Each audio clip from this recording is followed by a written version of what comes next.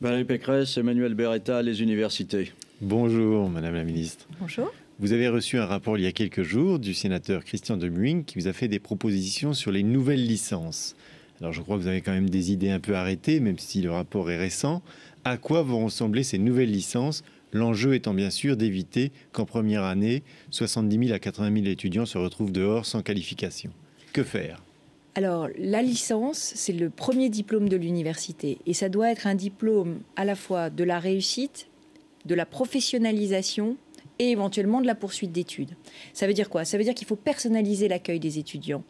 Quand on arrive du bac, on peut être plus fragile ou on peut être plus agile. On peut avoir un bac professionnel ou un bac technologique ou un bac général. Donc, selon le type de bac, selon les fragilités, il faut un accueil personnalisé. Est-ce que ça veut dire des cours de soutien pour ceux qui n'auraient pas été très brillants au bac? Ça veut dire des programmes de soutien pour ceux qui sont les plus fragiles, avec de la consolidation, effectivement. Ça veut dire peut-être des doubles diplômes ou des cursus plus exigeants pour les plus agiles, de façon à ce que vraiment chacun puisse trouver ce qu'il cherche à l'université et qu'on ne soit pas livré à soi-même. La personnalisation d'abord, ensuite beaucoup d'exigences académiques, plus d'exigences académiques. Ça veut dire quoi? Ça veut dire qu'avant, il y avait des licences où il y avait très peu d'heures de cours, 15 heures par semaine, d'autres où il y en avait 25 heures ou 30 heures. Et tout ça, ça s'appelait le même diplôme national de la licence. Moi, je crois qu'il faut qu'on s'engage, qu'on travaille. Je suis en train de concerter avec les syndicats sur un nombre minimum d'heures. De 600 heures par an minimum. Ah, on n'a pas encore fixé le chiffre. On est en train de mener la concertation. Aujourd'hui, ça peut n'être que 400 heures. Syndicats enseignants et étudiants ou... Syndicats enseignants et syndicats étudiants, mais aussi les milieux professionnels. Parce que, et c'est le troisième mot, personnalisation, exigence et professionnalisation. Avec des stages? Avec des stages. Alors là aussi, on est en pleine concertation parce que ni les entreprises ni les syndicats d'enseignants ne souhaitent qu'on mette des stages obligatoires dans les licences. Vous voyez, ils ne le souhaitent pas. Les entreprises pensent qu'elles n'arriveront pas à les accueillir et les enseignants pensent qu'ils n'arriveront pas à les organiser. Donc vous voyez qu'on a encore beaucoup à faire pour travailler. Vous pensez qu'il faut le faire? Je pense qu'il faut le faire. Je pense qu'aujourd'hui, ce qui caractérise... Pourquoi est-ce que les jeunes choisissent les écoles ou les IUT plutôt que l'université? C'est parce qu'on a trop séparé la transmission des savoirs et la professionnalisation. Aujourd'hui, il faut une approche métier et je vois des universités en pointe qui font des accords comme ça avec le MEDEF, comme Rennes 2 par exemple. Alors, vous voulez justement un petit peu, comment dire, déspécialiser la première année de licence. Donc, quand on arrive en droit, par exemple, il y aurait d'autres matières que le droit pur, droit civil, droit de la famille, de divorce? Écoutez, on est dans pour le organiser cadre... les passerelles plus facilement, c'est ça? On est dans le cadre de l'autonomie des universités. Donc, chaque université va me proposer des améliorations de ses diplômes. Je pense qu'en première année, ce qu'il faut surtout, c'est que chaque jeune acquiert tous les langages qui sont nécessaires pour réussir dans une vie professionnelle. Quand je dis tous les langages, ça veut dire quoi? Ça veut dire qu'il faut qu'il ait une très grande qualité de maîtrise de la langue.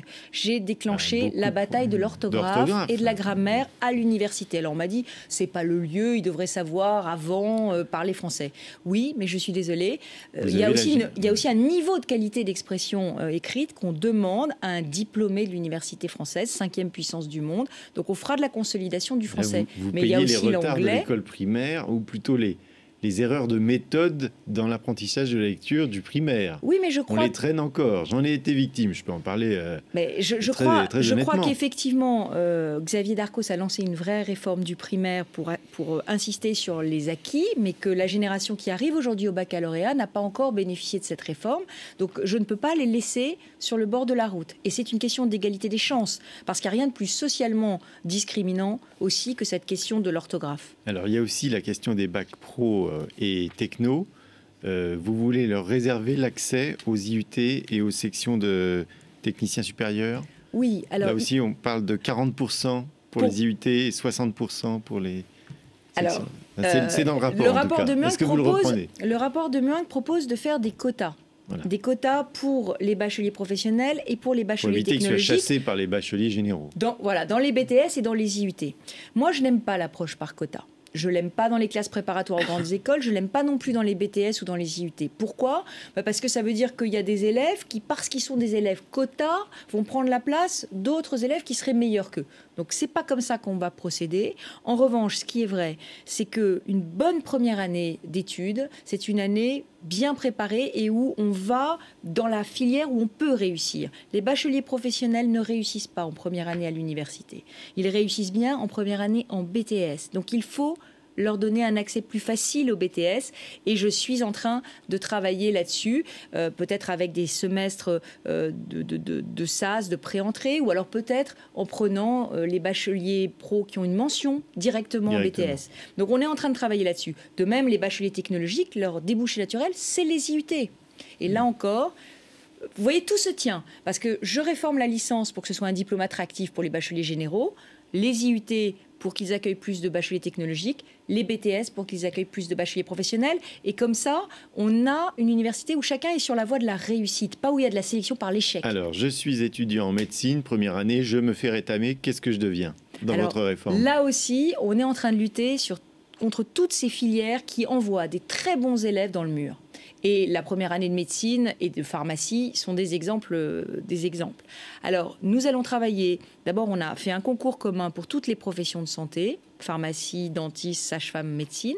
Et puis après, pour tous ceux qui ont 10 sur 20 à la fin de l'année, moi, je souhaite qu'on crée des nouveaux diplômes, droit et santé, économie et santé, sciences et santé, pour que des jeunes qui ont passé leur première année, mais qui ne peuvent pas être médecins à cause du numerus clausus, vous savez, le numerus clausus, ça sélectionne à 13 ou 14 sur 20, c'est très élevé. Très Donc, quand on a sa première année, qu'on est un bon bachelier, qu'on a sa première année de santé, qu'on puisse faire un diplôme santé et quelque chose d'autre. Rester dans un métier lié à la santé.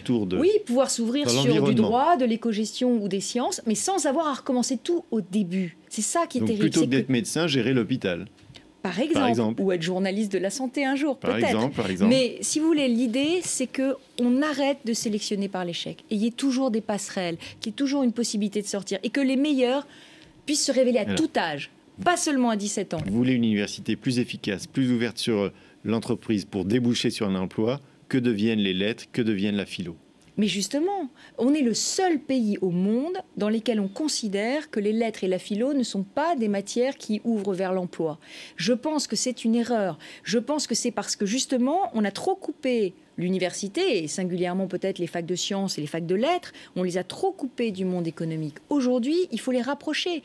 On a besoin de philosophes dans l'entreprise. On a besoin de jeunes qui ont fait des lettres, qui ont fait des langues, qui ont fait de l'histoire. L'histoire et la philosophie pourraient devenir des matières pivots dans des diplômes, mais à condition qui parlent tous les langages du monde de l'entreprise. Ils veulent des managers, ils veulent pas des philosophes. Oui, j'allais vous dire que je me mets à la place d'un patron de PME. Non, je ne suis pas certaine. Je pense que ce que veulent les entreprises, c'est un jeune qui sache bien écrire, qui parle une langue étrangère, qui parle l'anglais singulièrement, qui parle éventuellement une deuxième langue étrangère, qui connaisse les technologies de l'information, qui sache comment fonctionne une entreprise, c'est-à-dire qui ait fait un stage dans l'entreprise, qui ait une culture générale, et puis qui sache apprendre.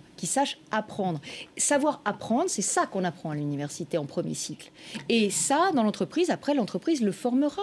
Elle le formera à la gestion. Vous savez, c'est pas sorcier. Dans une PME, on fait pas que de la comptabilité. Il y a plein de choses. Question. Le rapport propose également que certains professeurs qui font jusqu'ici de la recherche se spécialisent sur l'enseignement et ne fassent plus de recherche. Est-ce que vous êtes favorable à cette mesure ? De manière à mieux encadrer les élèves, c'est ça le but. Dans le cadre de l'autonomie, il y a une mesure très forte, d'ailleurs qui a suscité beaucoup d'opposition, d'hostilité, y compris dans la rue. C'est le fait que dans une carrière d'enseignant-chercheur, on puisse à certains moments davantage enseigner et à d'autres moments davantage chercher. Mais ça, c'est les établissements eux-mêmes qui doivent mettre en place une politique de gestion des ressources humaines adaptée et ça suppose de mettre en place des primes pédagogiques pour que ceux qui choisissent d'enseigner ne soient pas dévalorisés par rapport à ceux qui choisissent de chercher. Vous avez déjà fixé les frais d'inscription pour l'année prochaine ? Non, nous ne les avons pas fixés. Nous les fixons à la fin du mois de juin. Ça ne saurait tarder. Il y aura une petite augmentation, j'imagine ? Il y a toujours une petite augmentation en fonction du coût de la vie, mais vous savez que notre choix, depuis le début, ça a été de laisser les frais d'inscription français parmi les plus bas du monde. Merci Emmanuel. Merci. Eh bien, nous passons à la séquence suivante, question de français.